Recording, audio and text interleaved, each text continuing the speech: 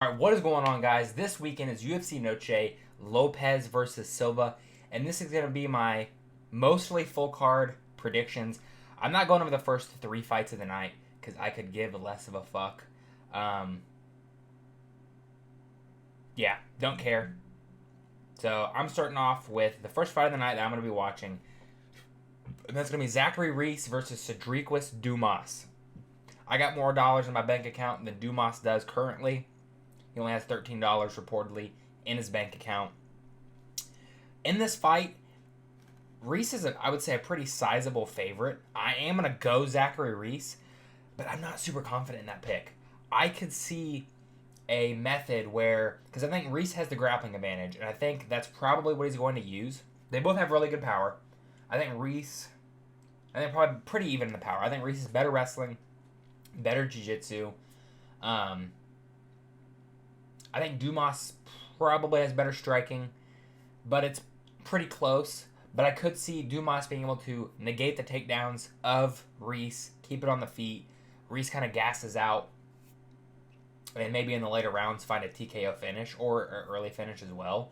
But I'm going to go Zachary Reese to get it done via decision over Cedriquis Dumas with the wrestling. Moving up the card, maybe. We have Jesus Aguilar versus Luis Garula. I believe that's how you say it. I'm going to go Garula to get it done. Probably be a decision. Again, this is another one of those fights, like, I'd probably just skip it, personally. Not saying everybody should, but not super excited for this matchup. Don't really care about it. I think Garula is just more well-rounded.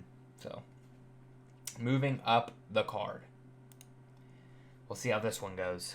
We have Tatiana Suarez versus Amanda Lemos. One thing I want to point out. Minus 440 favorite for Tatiana Suarez. Okay, I'm picking Tatiana Suarez to get it done via decision. One, I'm not super confident in that pick. I really am not. After the performance she put on in her last fight, she lost the title fight to Zhang Weili. Zhang Weili is the champion. Lemos got absolutely dominated by Zhang Weili as well. She just didn't do much in that fight. And I'm kind of wondering, is she going to be that hesitant in this fight? Because if she is, and she can get Lemos down, which is Lemos' biggest hole in her game is defending the takedowns. So I think that's probably what Suarez is going to try and do. Use the wrestling, get the takedowns, and try to finish Lemos. So for my official prediction, I'm going to go Tatiana Suarez to get it done. I think I said decision. I'm changing it to submission. I'm going to go Tatiana Suarez, rear naked choke in the first round. I think she's going to come out hard, fast, get the back of Amanda Lemos, take her down, and get the rear naked choke finish in that first round. But I think in the striking department, I think Lemos has better power. I think she probably has the better striking as well. So if she can't get her taken down, I might be worried that Tatiana Suarez won't get the win. Moving up the card. Oh boy, we have Claudio. Man, I can say his name. Claudio Puelles versus Joaquim Silva. Puelles should win this fight. I'm not picking him to win, but he should. Silva's older. I think he's like 36 years old, but Puelles' striking's garbage. His takedown entries are garbage. I think he can get Silva down. I think he can submit him, but I don't think he can get him down. I think it's going to be really tough. Unless he's taking this time off, he's on this losing streak. Unless he's really improving his stand-up and his takedown entries. His takedown entries in his last fights have been terrible. So unless he's drastically improved on his takedown entries and his takedowns and his stand-up striking, I think Silva's going to be able to defend the takedowns, keep it on the feet, and just bust Claudio Puelles up and probably TKO him. I'm going to go Silva to get it done. Third round TKO. Just beating on Claudio Puelles. And then the third round, drops him, finishes him off. Yeah, that's probably how it's going to happen. We'll see. Next, moving up the card, we have Jose Daniel Medina versus Dusko Todorovic. I'm going Todorovic. Medina, there's an argument to be made that both of them don't really belong in the UFC, but Medina in his last 3 fights, all he did is walk forward, say, come on, hit me, and then in his last one, he got TKO'd, kind of dropped, knocked, I don't know if he was knocked out, at least it was a TKO, he got dropped. Again, the 2 fights before that one, getting his ass beat, and just marching forward. And I know that's what the UFC wants. They just want wild, crazy firefights, back and forth action. I could see a scenario for Medina where Dusko kind of gasses out, trying to finish him, can't get the finish because he's pretty good at absorbing damage. Obviously, in his last fight, he did get dropped, but he's good at absorbing damage and then moving forward. If he gasses out, maybe Jose Medina can come back in like the 3rd round and get a finish. But I think Todorovic, I think he should piece him up for 3 rounds. So I'm going to go Dusko Todorovic to get it done via decision over Jose Medina and probably get him kicked out of the UFC. I think at that point he'll be on a 4-fight losing streak. So yeah, see how that goes. Moving up the card, headlining the prelims, we have Alexander Hernandez versus Diego Ferreira. This is actually kind of a tricky fight to pick. Diego Ferreira, although he's older, still very good. He's shown that in his last few fights. Although I can't recall off the top of my head who he fought last. And I know it's not... if I click it, it's probably not going to load in time. It never does. Never does. Of course, this is the one time. Grant Dawson. Okay. Honestly, this is a tricky fight to pick. Because I think Ferreira definitely has the better gas tank. Might be better in the grappling. But Hernandez has pretty good takedown defense. And they both have good power. They both have... I think maybe Ferreira has a slight power advantage. Just slightly. I know Hernandez won his last fight by TKO. I'm going to go Alexander Hernandez to get it done. Does he get it done? I'm going to go via decision. Diego Ferreira is pretty hard to get out of there unless you can submit him. I know he's been knocked out before, but in his last few fights, been hard to get out of there. So I'm going to go Alexander Hernandez to get it done. 29-28 decision where Diego Ferreira gets it done in the 3rd round, takes the 3rd round. Hernandez starts to fade a little bit, as he usually does. If Alexander Hernandez gets a win over here, over Diego Ferreira, he needs a ranked opponent. Like, I think he'll be on a 4 or 5 fight win streak by that time, something like that. And, you know, it's not the best levels of opposition. His last fight, Chase Hooper's a solid win. Chase Hooper was on a 5 fight win streak before that. And Hernandez took that momentum that Hooper had, and now he has it. And if he can get a win over Diego Ferreira, I think he deserves to fight a ranked opponent after that. So maybe we can see Alexander Hernandez ranked again if he can get a win over Diego Ferreira and then get one more win against somebody in the top 15. Moving up, opening up the main card. Again, not super excited for this fight. We have Santiago Luna versus Kwang Lee. I'm going to go Lee via decision. I think this is a pretty close competitive. I think it's like a 50-50 fight, honestly. I'm not super confident in the Kwang Lee pick, but I don't really care about this fight. Moving on. This is a interesting fight. We have Kelvin Gastelum versus Dustin Stolfus. I'm going to go Kelvin Gastelum to get it done. Does he finish Stolfus? Stolfus has been finished a lot. If Kelvin Gastelum can get past Dustin Stolfus, that's really sad to see. If, like, just the fall he's had, the slide down for Kelvin Gastelum. I definitely think this is a way step down in competition for Gastelum. I think he's going to go out there and finish Dustin Stolfus. I know he's not known for his power, but I think he's going to put on the pressure, and I think he's going to clip Stolfus, put him out, TKO finish for Kelvin Gastelum. I think it happened in the second round. I'm going to go second round TKO for Kelvin Gastelum with his pace and pressure to get it done.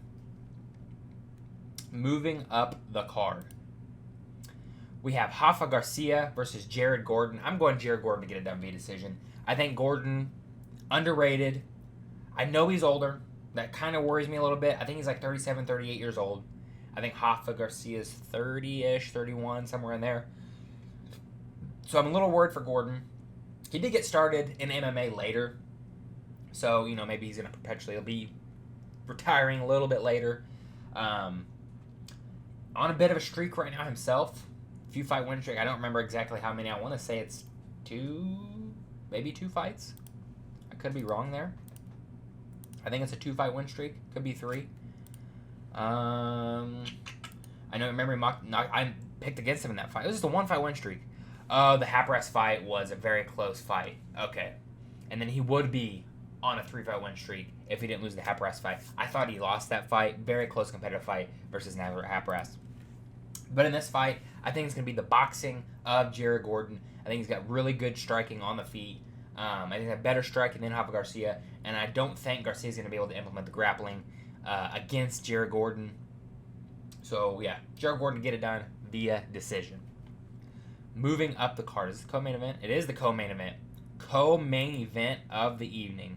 We have Rob Font versus David Martinez. Originally supposed to be Rob Font versus Raul Rosas Jr. I think Raul said he had a rib injury, maybe it was. Cracked a rib or something like that. So that was going to be his shot at probably the best chance he had to get into the top 15. Now David Martinez taking this fight on short notice. I think it was a couple weeks' notice. If I remember correctly, he's the doctor. I don't remember who he fought, but I remember pretty sure he knocked him out the first round in his debut. I got to go Rob Font. I know Rob Font's older. David Martinez is good. I really do think he's good. I think he has a bright future. Could he get through Rob Font? Yes. I think there's a chance he could go out there and finish Rob Font via knockout. I think that's his best path to victory is to knock out Rob Font. But I think Rob Font, really good on the feet. I don't see Martinez being able to implement the grappling against Font. Against Masamoto, Font was able to stuff, I think, most of the takedowns. I think it's the striking discrepancy. I think Rob Font is better technically on the feet, but probably has less power than Martinez. Although he does have that knockout win over Yanez. So, don't underrate Rob Font in this fight. I'm going Rob Font to get it done via decision. At that point, as much as, his last fight was competitive, who knows if this fight, assuming he wins, if this fight's competitive, you got to give him a step up in the rankings and competition-wise in his fight after this. Because he would have fought in 3 up-and-coming contenders. He would have fought, it was Kyler Phillips. I can't remember if he's still ranked. Jean Masamoto. And now David Martinez. And in theory, let's say he beats Martinez. That's 3 unranked opponents he's fought, gotten wins. Definitely deserves to fight someone up in the rankings. Whether or not I think he's going to win, I don't think he will win. But I think he deserves the opportunity to prove himself and try and get back up the rankings. I think at one point he was top 5. I'm pretty sure he was. I think he was top 5 at one point. But nonetheless, I think it's going to be a fun, competitive fight with Rob Font coming out on top. Moving up the card, while Lopes is a favorite, we have Diego Lopes versus Jean Silva. I'm a ginormous Diego Lopes fan. I've been to one of his fights live. He's always in fun and exciting fights. Win or lose. The Volkanovski fight was fun and exciting. And all the fights before that, fun and exciting.